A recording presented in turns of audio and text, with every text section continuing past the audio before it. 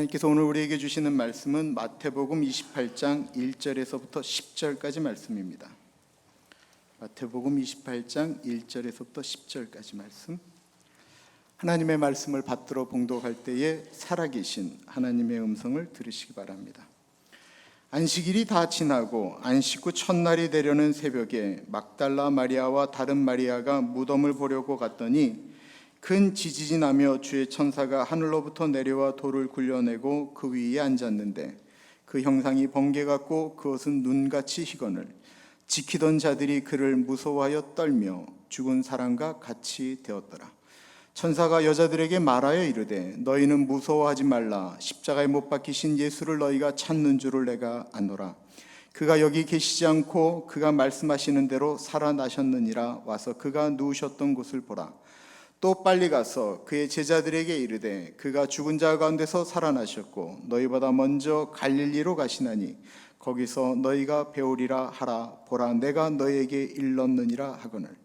그 여자들이 무서움과 큰 기쁨으로 빨리 무덤을 떠나 제자들에게 알리려고 다름질할세 예수께서 그들을 만나 이르시되 평안하냐 하시거늘 여자들이 나아가 그 발을 붙잡고 경배하니 이에 예수께서 이르시되 무서워하지 말아라. 가서 내 형제들에게 갈릴리로 가라 하라. 거기서 나를 보리라 하시니라. 아멘. 오늘은 부활절입니다. 예수님이 죽었다가 다시 살아났다라고 하는 부활은 우리들에게 어떤 의미가 있을까요? 대단히 중요한 문제이지만 어떤 사람들은 이 부활절의 의미를 무감각하게 넘어가는 분들이 많이 있습니다. 부활을 소중하게 생각하는 사람들은 죽음에 대해서 대하는 것이 달라지게 됩니다. 또한 부활을 믿는다라는 것은 오늘 나의 삶의 모습이 무덤과 같이 캄캄할지라도 부활하신 예수의 내일이 있기 때문에 오늘을 극복하며 살아가는 것을 의미합니다. 오늘 본문에 나오는 여인들은 부활을 믿지 못했습니다. 이들은 단지 예수님의 시신이 부패하지 않도록 향로를 바르러 안식 후 첫날 일찍이 예수님의 무덤에 찾아갔습니다. 안식일이 다 지나고 안식 후 첫날이 되려는 새벽에 막달라 마리아와 다른 마리아가 무덤을 보려고 갔더니, 그런데 똑같은 이야기가 마가복음 16장 1절에는 안식일이 지남에 막달라 마리아와 야고보의 어머니 마리아와 또 살로메가 가서 예수께 바르기 위하여 향품을 사다 두었다가 안식 후 첫날 매우 일찍이 해 돋을 때에 무덤으로 가며, 그들이 만약에 부활하신 예수님을 믿었다고 한다면 그리로 가는 길은 슬프지 않았을 것입니다. 도리어 아주 큰 기쁨으로 예수님이 다시 사신 그 현장을 보러 달려갔을 것입니다. 그러나 그녀들은 믿지 못했습니다. 믿지 못했기 때문에 예수님의 몸이 더 썩을까 봐 아주 일찍이 예수님 몸에 향품을 바르려고 갔던 것입니다. 이 여인들은 내일의 부활을 믿지 못했습니다. 그러니 하루하루 지나가는 것이 너무 고통스러웠습니다. 이들은 아직 세상적 기준에 머물러 있었습니다. 세상적 기준은 오늘을 잘 보내야, 오늘을 잘 살아야만이 내일이 존재한다라는 것입니다. 맞습니다. 오늘 열심히 살아야 이 세상은 내일이 보장되어집니다. 그렇다고 할 때에 오늘 나의 삶이 무너지게 되면 내일을 보장할 수 없습니다. 오늘 발을 동동 구르며 열심히 살아야 내일이 보장되어집니다. 우리가 사는 이민자의 이 미국 생활이 더할 것입니다. 그러나 부활신앙은 오늘이 있기 때문에 내일이 존재하는 것이 아닙니다. 내일이 있기 때문에 오늘을 살아갈 수 있는 것입니다. 부활을 믿지 않는 신앙은 내일을 믿을 수가 없습니다. 천국도 믿을 수가 없습니다. 그래서 그들은 이 땅의 일만 생각을 합니다. 어떤 사람들은 오늘의 삶이 너무나도 지옥 같은데 내일의 삶도 지옥 같을 것이다라고 믿기 때문에 그 지옥을 맞이하지 않으려고 오늘 자살로 자신의 삶을 마감합니다. 그러나 부활신앙은 내일을 예비하신 분이 예수님이시기 때문에 오늘 지옥 같아도 내일은 다를 것이다라고 용기를 내며 오늘을 살아가는 것입니다. 이것이 부활의 신앙입니다. 그래서 우리는 기도하는 것입니다. 마가복음에 보면 여인들이 무덤에 오기 전에 지진이 일어나고 무덤을 가로막고 있던 돌문이 열렸다라고 말하고 있습니다. 그리고 오늘 본문에는 그 무덤에 한 천사가 앉아 있었습니다. 누가복음에는 여인들은 예수님의 시신을 누가 도둑질한 줄 알고 울었다라고 이야기하고 있습니다. 그래서 천사인 줄 모르고 그 천사에게 예수님을 좀 찾아달라고 말을 합니다. 그때 그 천사가 아주 유명한 말을 합니다. 어찌하여 산자를 죽은 자 가운데서 찾느냐? 여기 계시지 않고 다시 살아나셨느니라. 예수님에게는 향품이 필요 없었습니다. 왜냐하면 다시 살아나셨기 때문에 그렇습니다. 사실 죽은 자에게는 필요한 것이 아무것도 없습니다. 죽은 사람에게 향품을 바르는 것도, 죽은 사람들을 위하여 제사를 지내는 것도, 그것은 모두 다 사실 죽은 사람을 위해서 하는 것이 아니고 살아있는 사람들의 어떤 죄책감을 이기고 자기 만족을 위한 행동들 아니겠습니까? 부모님 살아계실 때 잘해야지 죽은 다음에 제사상 부러지도록 제사 지내는 것이 무슨 의미가 있겠습니까? 부모님이 살아계실 때 잘하는 것이 예수 믿는 사람들의 도리입니다. 5절과 6절에 보면 천사가 여자들에게 말하여 이르되 너희는 무서워하지 말라. 십자가에 못 박히신 예수를 너희가 찾는 줄을 내가 아노라. 그가 여기 계시지 않고 그가 말씀하시던 대로 살아나셨느니라. 와서 그가 누우셨던 곳을 보라. 죽은 사람은 무덤에 머물러 있습니다. 그러나 예수님은 부활하셨기 때문에 더 이상 무덤에 머무실 필요가 없었습니다. 예수님의 부활의 증거는 무덤에 계시지 않았다라는 것입니다. 예수님은 죽음을 이기시고 다시 살아나셨습니다. 그 부활의 의미를 고린도전서 15장 20절은 이렇게 말하고 있습니다. 그러나 이제 그리스도께서 죽은 자 가운데서 다시 살아나 잠자는 자들의 첫 열매가 되셨도다.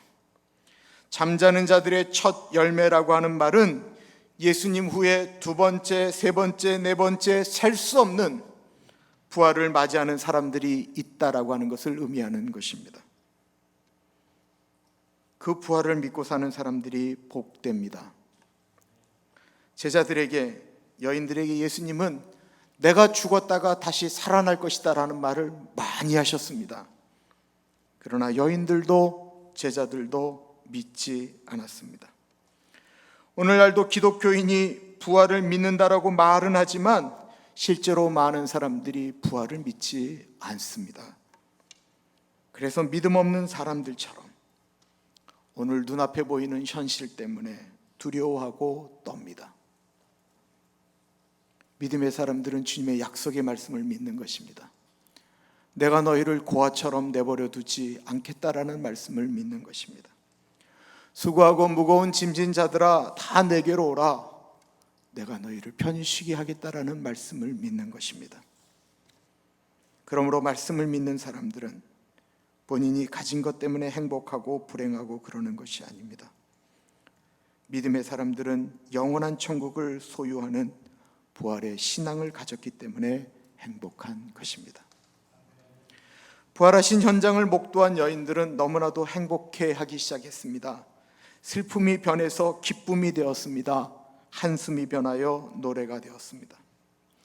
8절과 9절에 보면 그 여자들이 무서움과 큰 기쁨으로 빨리 무덤을 떠나 제자들에게 알리려고 다름질할새 예수께서 그들을 만나 이르시되 평안하냐 하시거늘 여자들이 나아가 그 발을 붙잡고 경배하니. 부활을 목도한 후에 그들의 발걸음 속도가 달라지기 시작했습니다. 예수님이 부활하셨다라는 사실을 제자들에게 알려주려고 그들은 달려나가기 시작했습니다. 그런 그들에게 예수님이 나타나셔 말씀하십니다. 평안하냐라고 물으셨습니다. 부활하신 후 제자들에게 처음 나타나셔서 하셨던 말씀도 평안하냐라고 하는 말씀이었습니다. 샬롬. 부활하신 예수님이 우리에게 주구십셨던 말씀입니다. 오늘 불안하면 평안할 수 없습니다. 죽음에 대한 두려움이 크다면 절대로 평안할 수 없습니다. 그러나 예수님은 죽음에서 부활하심으로 우리에게 미래에 대한 소망을 주셨습니다. 미래에 대한 소망은 오늘의 불편함을 평안하게 만들 수 있는 것입니다. 군대에 가면 제일 가고 싶은 것이 휴가입니다. 군대를 다녀오신 분들은 다 아실 것입니다. 제가 군에 있을 때 제 위에 있는 고참이 휴가가 떨어졌는데도 불구하고 휴가를 가지 아니하고 대신 군대에서 본인이 해야 될 업무를 하지 아니하고 군대 안에서 휴가를 보낸 고참이 있었습니다. 왜 그랬는지 아십니까? 집이 완전히 망해서 갈 곳이 없어서 그랬습니다. 갈 곳이 없다라는 것, 이것처럼 가슴 아픈 일이 없습니다. 부활을 못 믿기에 갈 곳이 없는 죽음은 그 죽음을 보는 사람들마저도 두려울 수밖에 없습니다. 그러나 죽어서 갈 집, 부활의 소망이 있는 사람들은 안녕히 계십시오. 나 오늘 천국으로 이사 갑니다. 라고 고백을 할 수 있는 것입니다. 히틀러를 암살하려고 하다가 감옥에 갇힌 목사가 있었습니다. 그 사람의 이름은 보네퍼입니다. 그는 히틀러를 죽이려고 하다가 도리어 감옥에 갇혀서 사형 날짜를 받고 하루하루를 보내고 있었습니다. 그러다가 독일이 패망하기 한 달 전인 1945년 4월 8일 날 보네퍼가 머물러 있던 감옥 문이 열리면서 두 간수가 들어와 외칩니다. 죄수 보네퍼 나오시오. 보네퍼와 같은 방에 있었던 사람들은 그것이 마지막 만남인 것을 알았습니다. 한 분이 보네퍼 목사님에게 이야기합니다. 목사님, 오늘이 마지막이네요. 안녕히 가십시오. 그러자 보네퍼가 얼굴에 미소를 띄우며 감옥 안에 있는 동료들을 향하여 말하였습니다. 마지막이라뇨. 오늘부터 시작입니다. 부활을 온몸으로 이해한 사람의 죽음이었습니다. 1866년 조선의 고종 황제 때 천주 교인에 대한 박해가 극심하게 시작이 되었습니다. 병인년에 일어났다고 해서 그것을 역사학자들은 병인년 박해라고 이야기합니다.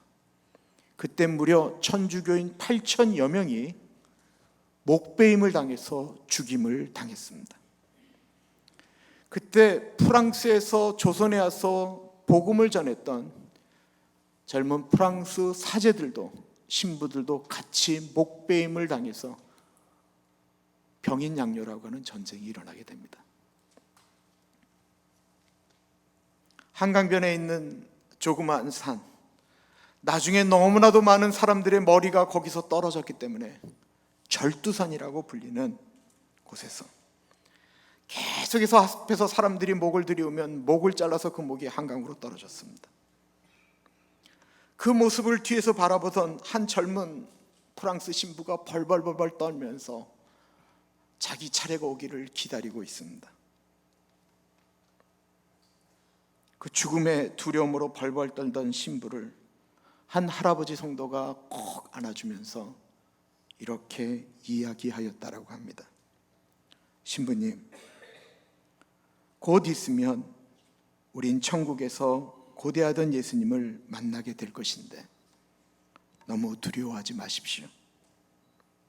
신부님이 저희에게 전해주셨던 것처럼 예수님은 지금도 우리와 함께 하시고 앞으로도 계속 우리와 함께 하실 것입니다. 부활을 가슴에 품고 사는 사람의 고백인 것입니다. 요즘 삶이 어떠십니까? 혹시 매일매일이 불안하십니까? 부활하신 예수님을 믿으시고 그분이 준비하는 미래를 믿기에 오늘 삶의 현장 가운데 평안을 누리는 우리 모두가 되시기를 기도드립니다. 기도하겠습니다.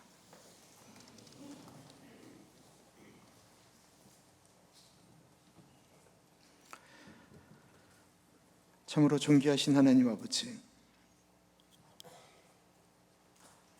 우리에게 부활의 소망을 허락하여 주신 것 감사드립니다. 부활하신 예수님, 어둠과 공포와 절망과 아픔, 어쩔 수 없는 저주, 그 모든 것을 끊고 부활하신 예수 그리스도가 우리의 구세주이시기에 우리도 부활의 소망을 가지고 우리 앞에 닥쳐진 오늘의 현실을 극복하며 나아가기를 기도합니다. 부활하신 예수님, 우리에게도 부활의 소망을 허락하여 주옵소서. 존귀하신 예수님 이름으로 기도드립니다. 아멘.